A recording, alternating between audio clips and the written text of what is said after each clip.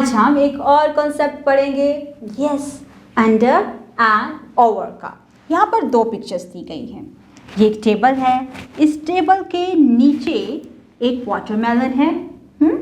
A watermelon under the table, under the table, table के अंदर है और टेबल के नीचे है। और यहाँ पर एक और टेबल है और उस टेबल के ऊपर एक बैग है, तो हम इसको कहेंगे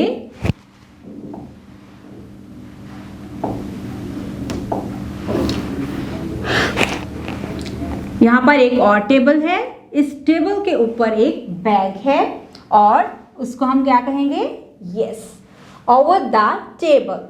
जब कोई चीज़ किसी चीज़ के ऊपर रखी होती है, जैसे आपके बैग हैं आपके डेस्क के ऊपर रखे हुए हैं, तो ये होंगे over the table, over the desk. और जब आपके जो टिफ़िन है, आपके जो पाँव हैं या शूज़ हैं, जब हम उसको डेस्क के नीचे रखेंगे तो क्या होगा, अंडर द टेबल।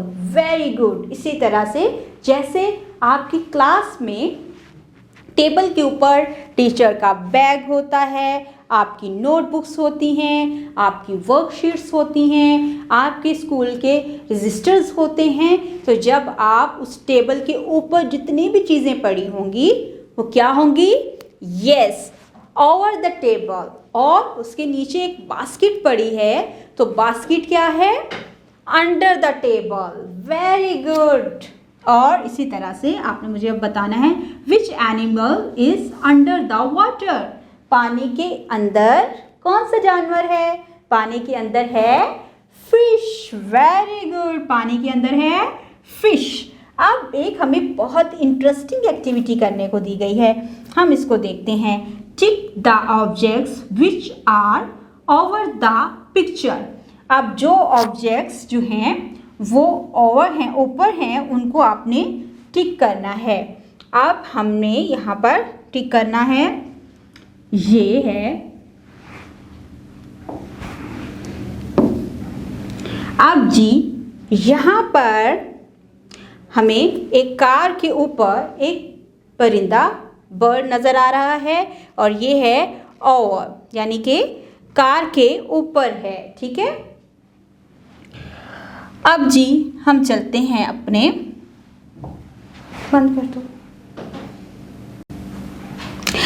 अब हम अपनी एक्टिविटी की तरफ चलते हैं।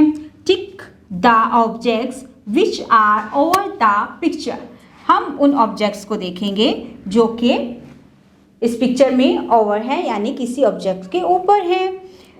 यहाँ पर यस, ये है बॉल, जो है वो चेयर के ऊपर है, ball is over the chair. और bird is over the car. Yes, जो बर्ड है वो ऊपर है और यहाँ पर हम क्या कहेंगे, bird is over the car, ball is over the chair. Very good. Dear teachers, इस पेज के लास्ट पे आप लोगों के लिए इंस्ट्रक्शंस दी गई हैं, जहाँ पर आपको बताया गया है कि इस कंसेप्ट को समझाने के लिए आप एवरीडे लाइफ में जो एग्जाम्पल्स इस्तेमाल की जाती हैं उन एग्जाम्पल्स को यूज़ करें ताकि बच्चों का कंसेप्ट मज़ीद क्लियर हो सके। इसके साथ बच्चों को हेल्प करें जब आप एक्टिविटीज़ करवा रहे हों, ताकि बच्चे को कंसेप्ट क्लियर हो और वो बेहतर तरीके से इन चीज़ों को समझ सके। ओके, अब हम समिंग अप सेट करेंगे। यहाँ पर हमारे पास 1, 2 पार्ट्स दिए गए हैं और यहाँ पर होल सेट दिया गया है। सम अप 2 सेट, यहाँ पर part 1, part 2 and whole set दिया गया है। जो होल सेट होता है वो हमेशा ग्रेटर होता है पार्ट्स की वजह से। पार्ट्स जो हैं वो स्मॉलर होते हैं, उन पार्ट्स को आपस में मिलाया जाता है और फिर एक होल सेट बनता है, राइट। तो अब हम पहले पार्ट 1, पार्ट 2 को काउंट करेंगे और उसके बाद यहाँ पर देखें एक होल सेट बनाएंगे। यहाँ पर 1, 2, 3, 4 स्टार्स हैं, 1, 2, 3, 4 मून हैं, तो यहाँ पर मून एंड स्टार को होल सेट बन गया, ठीक है। अब यहाँ पर ये 2 सेट्स हैं, ये 2 पार्ट्स हैं, पार्ट 1, पार्ट 2, 1 2 3 1 2 3 4 1 2 3 1 2 3 4 5। आप 3 and 4 को आपस में जब सम अप करेंगे, मिलाएंगे तो क्या होगा, एक होल सेट बन जाएगा जो है 1 2 3 4 5 6 7 and 8। 8 का होल सेट बन गया। Whole set is more than its part. जो पार्ट होते हैं वो स्मॉलर होते हैं और जो होल सेट होता है वो बड़ा होता है, ग्रेटर होता है। डियर टीचर्स, इस पेज के लास्ट पे आप लोगों के लिए इंस्ट्रक्शंस दी गई हैं। आप बच्चों का कॉन्सेप्ट क्लियर करें कि पार्ट्स को जब सम अप किया जाता है तो एक होल सेट बनता है। होल सेट हमेशा ग्रेटर होता है, पार्ट्स स्मॉलर्स होते हैं, और जब इन स्मॉलर पार्ट को कंबाइन किया जाता है, सम अप किया जाता है, तो जाकर एक होल सेट बनता है। बच्चों का ये कॉन्सेप्ट क्लियर करें और उनको ये क्लियर करें कि जब हम टू पार्ट्स को आपस में मिलाते हैं, सम अप करते हैं, तो एक होल सेट बनता है। अब हम सेट्स के बारे में पढ़ेंगे। 1 2 3 आर सेट ऑफ 3 ब्लॉक्स। अब ये 3 ब्लॉक्स का एक सेट है। 1 2 3 4 5, yes, a set of 5 pencils। 1 2 3 4 5 6 7 8 9 10, yes, a set of 10 cups। अब हम यहाँ पर एक एक्टिविटी करेंगे, fill in the blank। This is a set of dash sharpeners।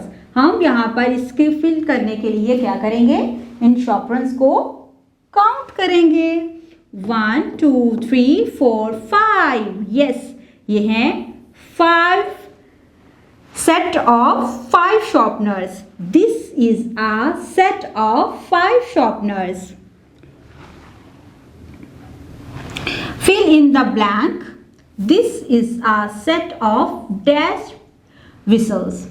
सबसे पहले हम क्या करेंगे, काउंट करेंगे। 1 2 3 4 5 6 7 8 9 10, यस, ये 10 whistles का सेट है। This is a set of 10 whistles। तो इस तरह से हमने ये एक्टिविटी भी मुकम्मल की। अच्छा, मुझे ये बताएं, जब आपकी मामा या आपके घर में आपकी पुप्पो, आपकी खाला जब केक बनाती हैं या चावल बना रही हों, तो वो उसमें क्या करती हैं, मेजर करती हैं, चीज़ें डालती हैं। 1 cup of cornflour, 1 cup of sugar, 1 cup of oil, इस तरह से मेजर करती हैं ना चीज़ें। और हम भी जब दिल नहीं कर रहा होता दूध पीने के लिए, तो मामा क्या कहती है, जस्ट छोटा सा पोर्शन ले लो, 1 कप दूध पी लो। जब मामा कहती हैं 1 ग्लास दूध पी लो, तो हमारा दिल करता है बस ये झूठ हो जाए, हमें दूध नहीं पीना। लेकिन अच्छे बच्चे तो दूध पीते हैं। आपने स्ट्रांग होना है ना, तो 1 ग्लास भर के दूध पिया करो। तो जब हम इन चीज़ों को देखते हैं तो मामा कहती हैं स्मॉल पोर्शन पी लो, तो हमें पता चल जाता है कि आज हमने कप में दूध पीना है। तो यहाँ पर भी आज हम मेजरिंग टूल्स पढ़ेंगे, यस, जिन चीज़ों से हम चीज़ों को मापते हैं। जैसे a cup holds less water, एक कप में कम पानी आता है। A glass holds more water, और ग्लास में ज़्यादा पानी आता है। जब हम कभी कोल्ड ड्रिंक पीनी हो तो हम कहते हैं ग्लास में पिएंगे, लेकिन दूध, जूस हम कहते हैं कप में पिएंगे, क्योंकि वो थोड़ा होता है ना, इसलिए। A cup holds less water, जो कप है वो कम पानी उसमें आता है, और एक ग्लास में ज़्यादा पानी आता है। A glass hold 2 cup of water, इसमें अगर 2 हम कप पानी के भरेंगे तो 1 ग्लास बन जाएगा, ठीक है। और यहाँ पर 1 2 3 4, 1 ग्लास यहाँ पर है, तो हम अगर इसमें 4 ग्लास पानी जो है वो इकट्ठा लेना हो तो हम क्या इस्तेमाल करेंगे, जग। एक जग में 4 ग्लास पानी आता है। जो 1 लीटर पानी होता है वो तकरीबन 4 ग्लास होता है, ठीक है। जब हम 2 कप पानी के भरते हैं तो 1 ग्लास पानी बनता है, और जब हम 4 ग्लास पानी लेते हैं तो 1 जग पानी बनता है। A jug holds 4 glass of water, एक जग में 4 ग्लास पानी होता है। और जो हमारी बुक्स होती हैं वो हमारे हाथ के बराबर होती हैं। आपके तो हाथ छोटे हैं ना, तो इसलिए आप उसको जब काउंट कर रहे होंगे, स्पैन कर रहे होंगे, तो तब आपको लगेगा कि ये तो आपके दोनों हाथों में नहीं पूरा आ रहा। लेकिन जब वो कोई बड़ा करेगा तो उसके दोनों स्पैन जो हैं उसके अकॉर्डिंग होगा। आ बुक इज़ 2 स्पैन लॉन्ग, एक किताब जो होती है वो 2 स्पैन लॉन्ग होती है। और जो एक डेस्क होता है वो 6 स्पैन लंबा होता है। जितना भी किसी का दिल चाहे उतना बड़ा एक टेबल बना सकता है। एक बुक 2 स्पैन लॉन्ग होती है और एक डेस्क जो है वो 6 स्पैन लॉन्ग होता है। ठीक है, तो इस तरह से हम चीज़ों को मेजर कर सकते हैं। तो जब हम 1 कप पानी पिएंगे थोड़ा होगा, 2 कप पानी पिया तो इट्स मीन हमने 1 ग्लास पानी पी लिया। जब हमें 4 ग्लास पानी पीना हो, 4 ग्लास हमने पानी किसी को सर्व करना हो, तो हम उसके लिए एक जग इस्तेमाल करते हैं और एक जग में 4 ग्लास ऑफ वाटर होता है। और एक जो बुक है वो 2 स्पैन लॉन्ग होती है और एक डेस्क जो है वो 6 स्पैन लॉन्ग होता है। यहाँ पर एक कैरेट दी गई है। ठीक है, इस कैरेट के नीचे पीस दिए गए हैं, हम इसको काउंट करते हैं। 1 2 3 4 5 6। Yes, the carrot is 6 piece long. Yes. अब यहाँ पर एक रिमोट है और नीचे कुछ सेल्स हैं, हम इसको काउंट करते हैं। 1 2 3 4 5। Yes, the TV remote is 5 cell long. आज आपने घर जाके अपना टीवी का रिमोट लेना है और उसको अपने सेल के साथ आपने मेजर करना है कि वो कितने सेल लॉन्ग है। Fill in the blank, the ink pencil is dash paper clips long. अब नीचे पेपर क्लिप्स दिए गए हैं, हम इनको काउंट करेंगे ताकि हमें पता चल सके ये कितने लंबे हैं। 1 2 3 4 5 6। Yes, the ink pencil 6 paper clips long। yes, जो एक पेंसिल होता है वो कितना है, 6 पेपर क्लिप्स की तरह जितना लॉन्ग होता है। तो इस तरह से आज हमने देखा कि हम किसी चीज़ की लंबाई को कैसे मेजर कर सकते हैं। डियर टीचर्स, इस पेज के लास्ट पे आप लोगों के लिए इंस्ट्रक्शंस दी गई हैं। जिस तरह से हमने किताब में ज़्यादा से ज़्यादा ऑब्जेक्ट्स का इस्तेमाल करके बच्चों का कॉन्सेप्ट क्लियर करने की कोशिश की है, इसी तरह से आप रियल लाइफ ऑब्जेक्ट्स का भी इस्तेमाल कर सकते हैं। अपनी क्लास में मौजूद बच्चों के स्केल, पेंसिल्स, बुक्स का इस्तेमाल करके, डायरीज़ का इस्तेमाल करके, हाइट्स का इस्तेमाल करके आप बच्चों को कॉन्सेप्ट दे सकते हैं। क्योंकि बच्चों के स्पैन छोटे हैं तो आप बच्चों को उनके स्पैन के अकॉर्डिंग ही बता सकते हैं कि कितने कितने आप ये लॉन्ग चीज़ें हैं। जैसे स्केल हो गया या बुक हो गई या उनकी नोटबुक होगी, डायरी हो गई या उनका डेस्क हो गया। तो एक डेस्क पे जितने बच्चे बैठे हैं या एक टेबल पे जितने बच्चे बैठे हैं वो अपने टेबल को भी मेजर कर सकते हैं। तो इस तरह से अपने बच्चों का कॉन्सेप्ट क्लियर करना है और उनको बताना है हम किस तरह से चीज़ों को मेजर कर सकते हैं। ओके, अब हम साइज के बारे में पढ़ेंगे। Size of the shapes from small to big. अब मुझे आप बताओ कि हम यहाँ से अगर स्टार्ट करें तो ये स्मॉल टू बिग है और अगर हम यहाँ से स्टार्ट करें तो बिग टू स्मॉल है। यस, जैसे हम अगर इन 3 फिंगर्स के बारे में बात करें तो यहाँ पर बिग और ये स्मॉल है। यस, और इस तरह से हम बिग एंड स्मॉल के बारे में जान रहे हैं। ये है स्मॉल और ये है बिग। 1 2 3 4 5। ये इसका साइज 1 है, 2 है, 3 है, 4 है और ये 5 है। अब हम बलून्स ऑफ डिफरेंट साइज को देखेंगे। यहाँ पे बिग है और ये स्मॉल है। 1 2 3 4 5। यस, अब हम नीचे एक एक्टिविटी करेंगे और इसको रीअरेंज करेंगे।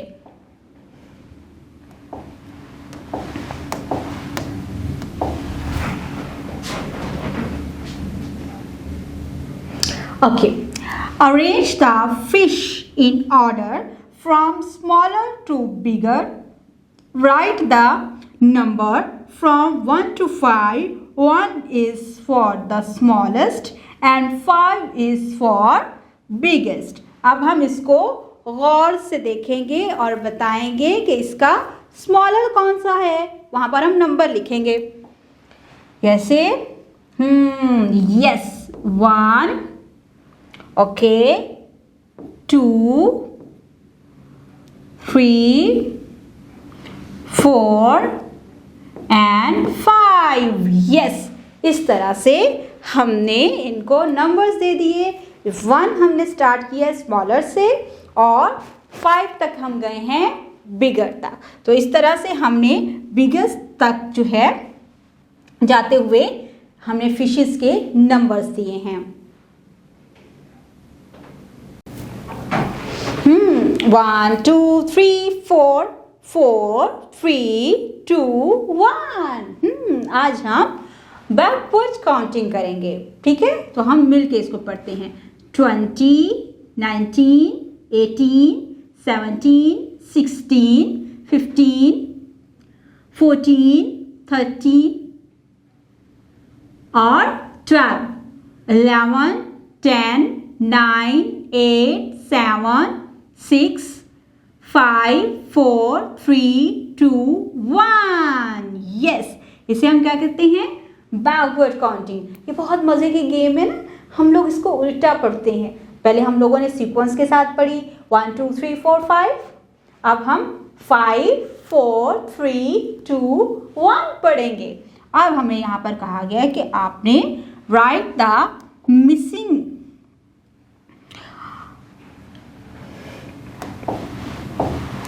अब हमें यहाँ पर कहा गया है कि राइट द, अब हमें यहाँ पर कहा गया है कि right the missing numbers of backward counting. अब हमने बैकवर्ड काउंटिंग में जो यहाँ पर मिसिंग लेटर मिसिंग नंबर्स हैं उनको लिखना है। 20 के बाद क्या आएगा? यस, 20 के बाद आएगा 19 18 17 16 15 और 14। ओके, 10 के बाद आएगा 9 8